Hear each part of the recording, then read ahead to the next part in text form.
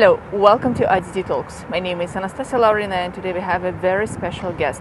Joining me now is Prince Jaime Bernardo of Bourbon, Parme, Count of Bardi.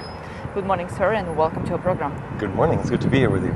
Thank you so much. We are very happy and pleased to host you in our IDT Talks, and let's talk more in details about the upcoming events, COP29. So, sir, how do you assess the preparation for COP29 here in Azerbaijan?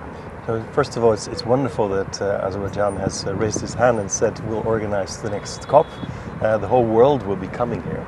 And here we just had the pre-COP, which had a smaller group of people pre-discussing already the climate summit that's coming in within a month. So we're looking forward to it. So we see the physical preparations in the city already happening. So we're very sure that Azerbaijan will be very capable of hosting it. But also the contents-wise, we see that the climate team at your government has been very active this whole year to engage everybody from different groups together to get a clearer picture how we land these negotiations in about a month here in Baku. Right, great. Can you describe your vision for climate action leading COP29?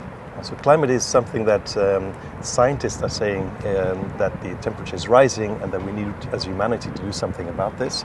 I think people are seeing the news. They're seeing the hurricanes in Florida. They see the forest fires in Brazil. They see the droughts in Africa. So everybody, and I'm sure also here in Azerbaijan, people are feeling that climate is changing. So it's not just science, our head saying it, but our eyes and our ears, and we feel that the change is happening and we need to adapt to it. So what scientists are saying that the problem is rising rapidly, but there's still a lot of opportunities to deal with climate change, but the time is running out. So it's not the opportunities, but it's the time. So we need to really ramp up our action and get ready to minimize the impact of climate and adapt to climate change. Indeed, we know how countries in Europe are trying to adapt for new environment conditions, climate change, and etc. Therefore, tell us a bit more about the experience of Netherlands. How two countries, Netherlands and Azerbaijan, can cooperate, especially within the COP29.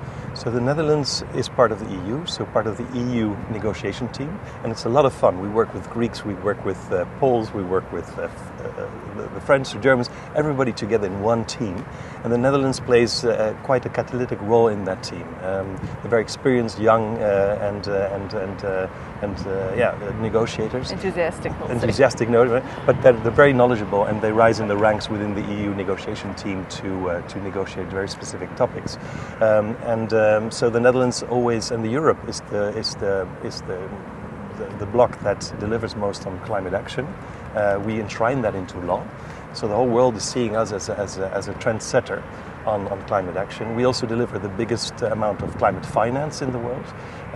So that's our role, also to be a bridge builder with those countries that have least contributed to climate change and have the biggest effect.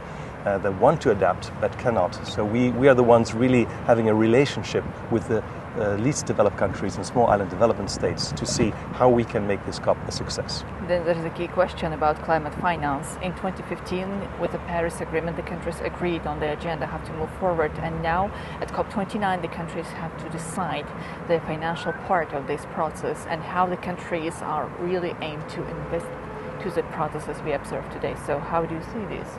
So climate finance, so this COP is not an in-between COP. This is a very important enabling COP for the next decades to set the tone. So climate finance is one of the most important things we need to land at this COP.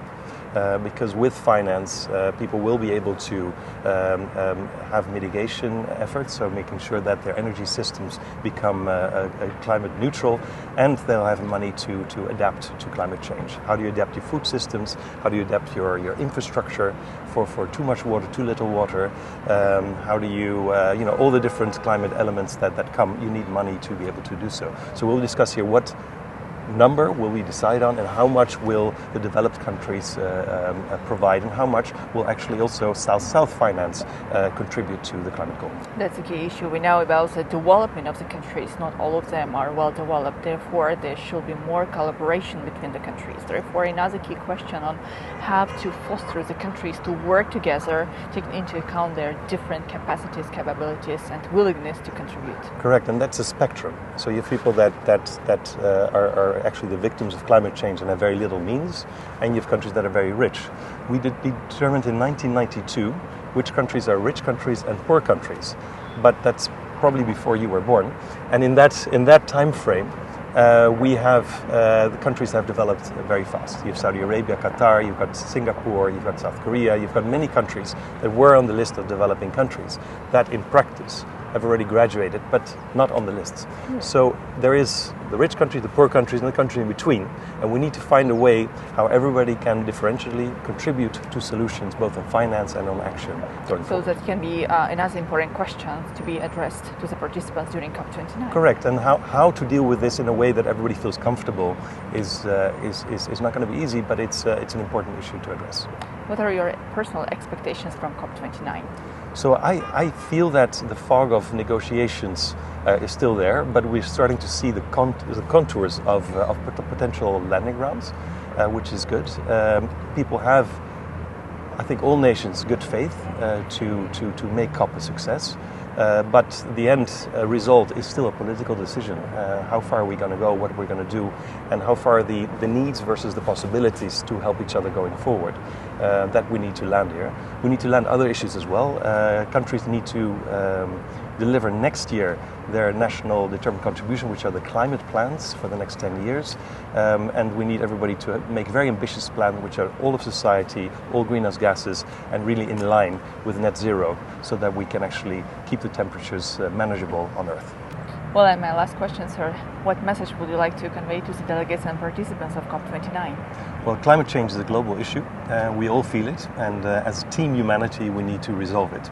And I think with the attitude of the participants that I think all have good faith to really try to land this, but also the great hospitality of Azerbaijan, I have a good feeling that that will come out with a solution here at COP29. Thank you. Thank you so much for being with us. We wish you good luck and happy to see you in Azerbaijan. And thank you for hospitality. Thank you. Thank you.